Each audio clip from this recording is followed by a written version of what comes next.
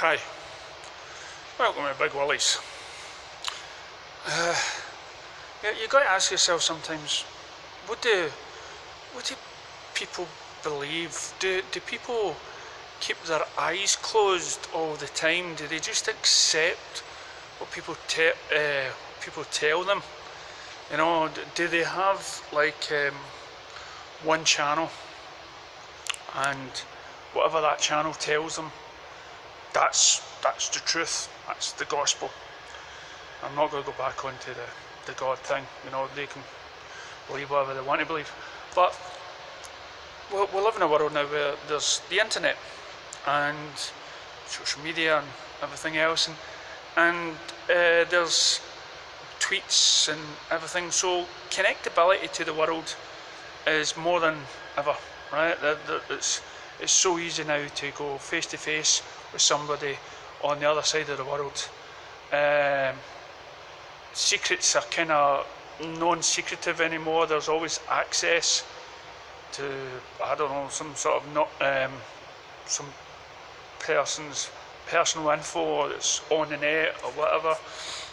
But there's now,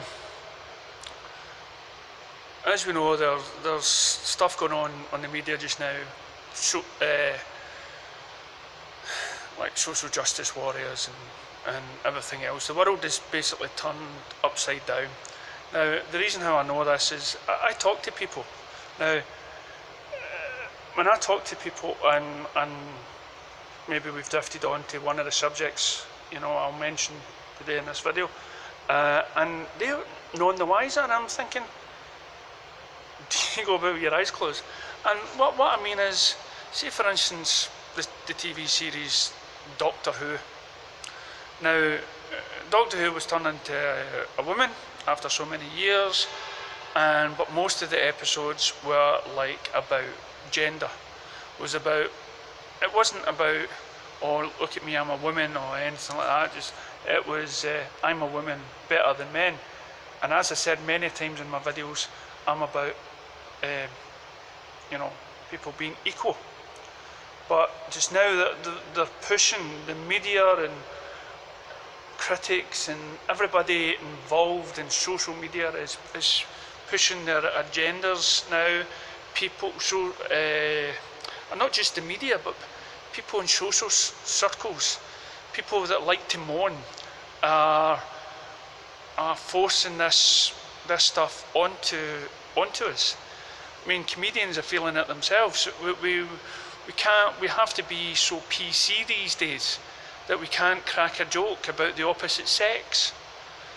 I read in the paper that in the future there'll be no willies, you know, because there's so many men out there or so many women out there that basically don't know what gender they are. So there'll be, you know, and it will no longer be important if it's man or woman.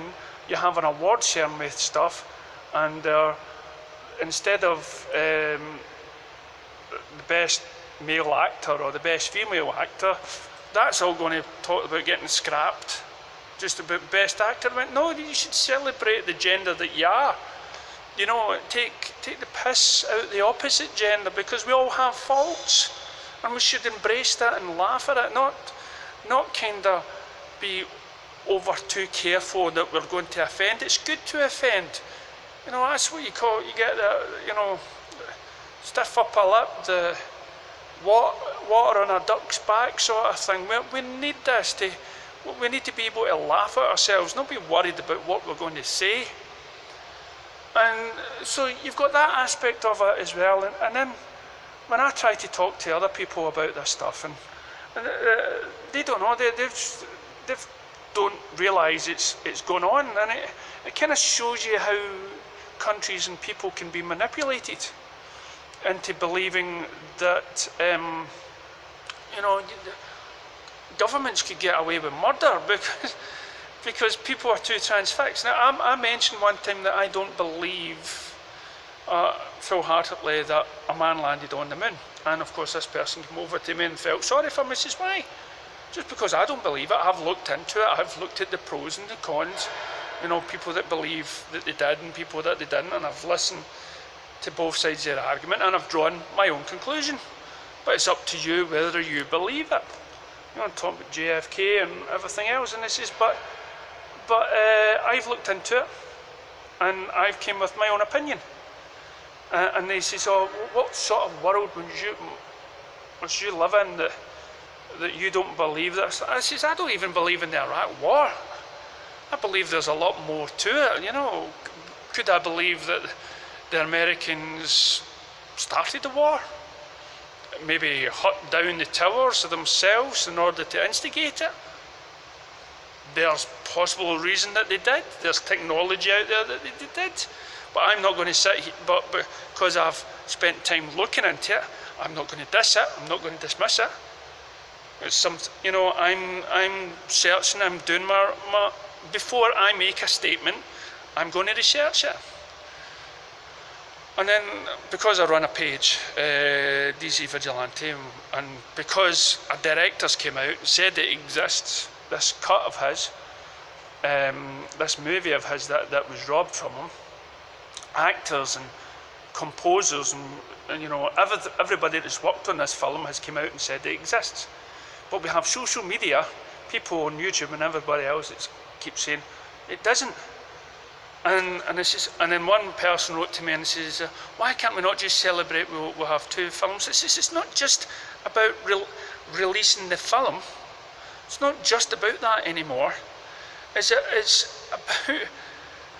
about standing up for somebody that was wrongly fired from this job, standing up against this social politics thing that's going on, that we shouldn't basically fire somebody just because they have a different view on how they would make a movie. We shouldn't, you know, so by having this movie released, it shows that we, the public, through our investigation, through our, you know, through our clues fed by people in the know, we've came to a conclusion that yes, we were robbed, yes, the director was unfairly dismissed.